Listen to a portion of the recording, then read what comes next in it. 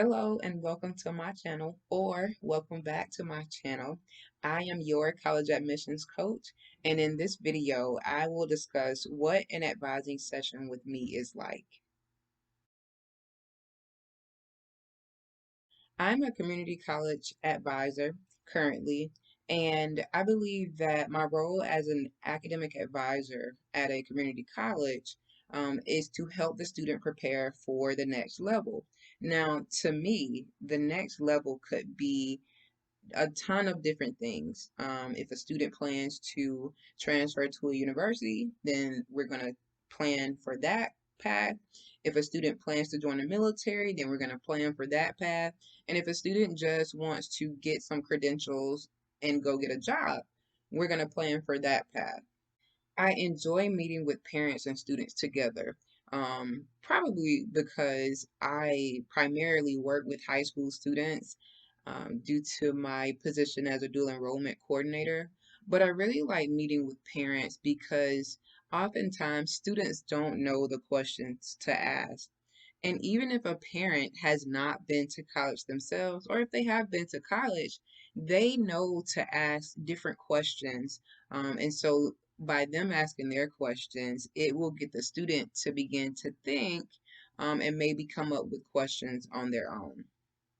However, I do meet with a lot of students on their own because I work with all students who enter the door of the community college. And so whenever I have a student who comes in and they don't really know questions to ask, even though they are unsure about what they should do, the next steps they should take, I begin to ask the student a series of questions to help them begin to think about what it is that they want to accomplish and how we're going to get to that goal. My style as an academic advisor slash admissions counselor is not to convince a student to go to college. I know you're probably listening and you're like, you work at a college. Why don't you want to convince them to go to your college? Well, I do believe that all students can benefit from some form of higher education, but I believe that we need to find the best route for a student to reach their goal. Sometimes that means that the student needs to go to college to do that. Sometimes it doesn't mean that. And so I just listen to a student and then we figure out what the best option is for them in order to accomplish their goal.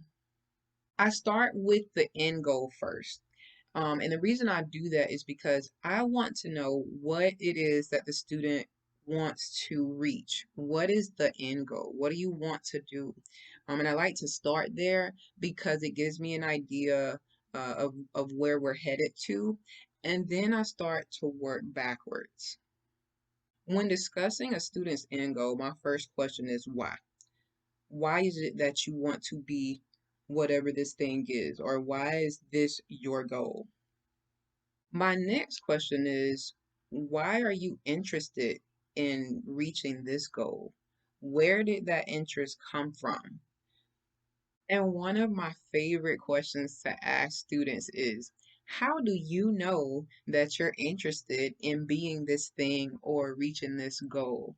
And it's always interesting to see students' reactions when I ask that because it's like, well, I'm telling you that I'm interested. But no, I want you to verbalize why it is that you want to do this and how do you know that this is what you want to do.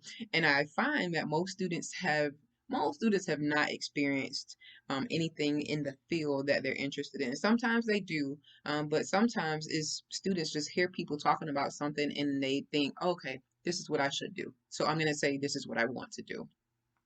And whenever I get a student who finally tells me, you know what, I heard somebody talk about this, or my parents told me about this, and so I just feel like I should do it. My next question is, well, what do you enjoy doing? And if students can't answer that question, then I ask, well, what can you see yourself doing, even if you weren't getting paid for it? And so students will think about what it is that they enjoy doing or what they might like to do. And that begins our path to figuring out how to reach that end goal.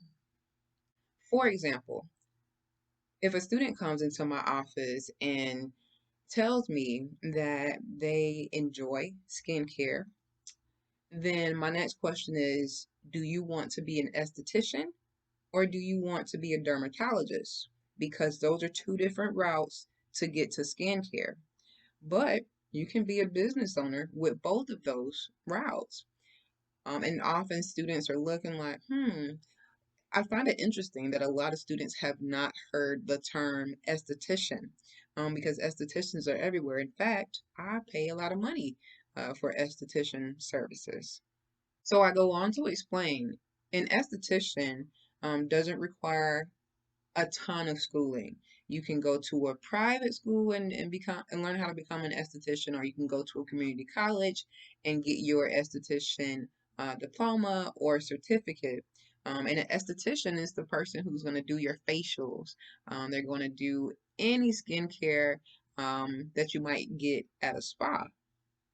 On the other hand, the dermatologist has been to maybe a community college and gotten their associate degree. They have definitely been to a university and received their bachelor's degree in some type of science because they have also had to attend medical school for a time and then they become a dermatologist. So there are two different routes to take for a student who's interested in skincare. Now, if a student says, yeah, I want to go to a university and major in a science so I can go to medical school, my next question is, do you enjoy science? And that always stumps students because they're like, sometimes they're like, yeah, I love science, or a lot of times they're like, no, I don't enjoy science. And the reason I ask that question is if you're going to go to medical school, if you do your research on medical school admission requirements, you'll see that there are a lot of science classes required.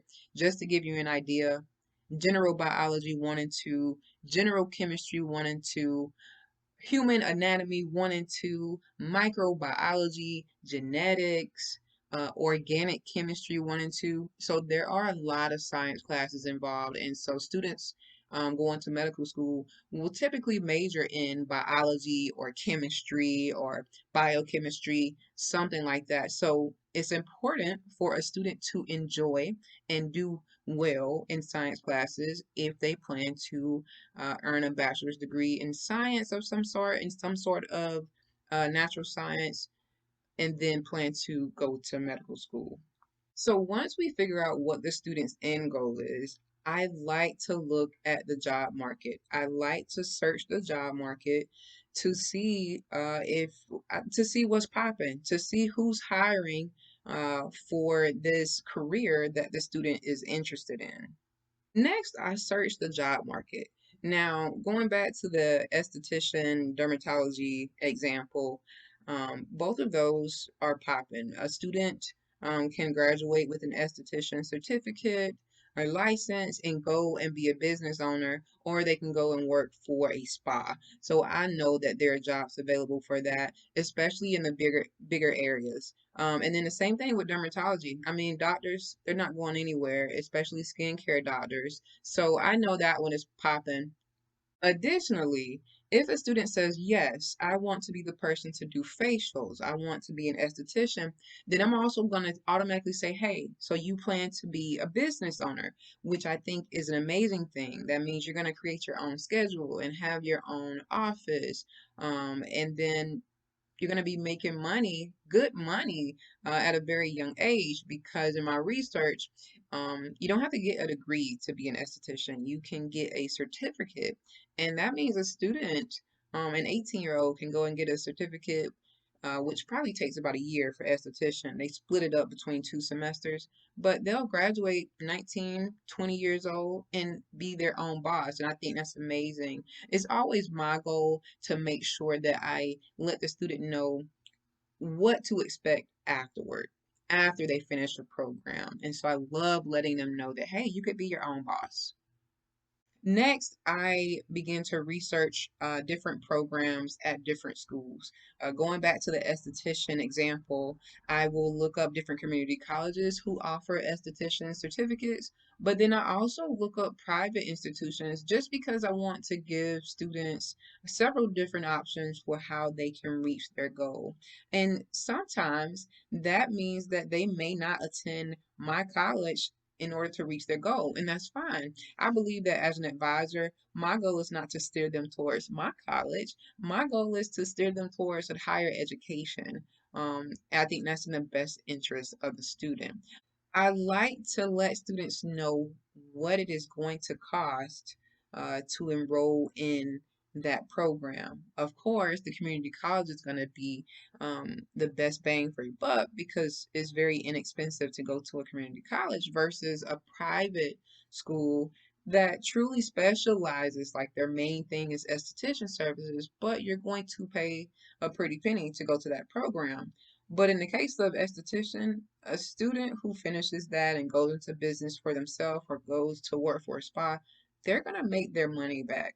Another example is the dermatology route. So, if a student says they want to be a dermatologist and that they enjoy science and that they do plan to go to medical school, then I talk to them about getting their general education classes at the community college because of the cost, because of the small class sizes, and then transferring to a university to finish up their bachelor's degree in whichever natural science major they choose. And then I work with students. We go to the website of the university they hope to transfer to, or maybe they choose not to go to the community college. They want to go immediately to the university.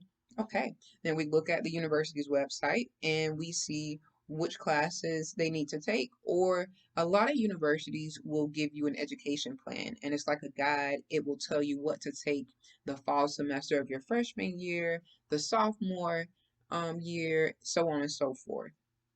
Finally, if a student chooses to attend the community college in hopes to transfer to a university to finish up their bachelor's degree, then we create a plan. The student and I will create a plan together. Now, I've been working in this field for a long time, so I will automatically create a course plan for the student. However, I always let a student know that this is just a recommendation. You ultimately decide which classes you want to take and how many classes you want to take. But at least you have a foundation to start from. Thank you for watching this video. Please make sure to check out my other videos. If you like what you learned today, please hit the like button, leave a comment or a question, and make sure you hit that subscribe button.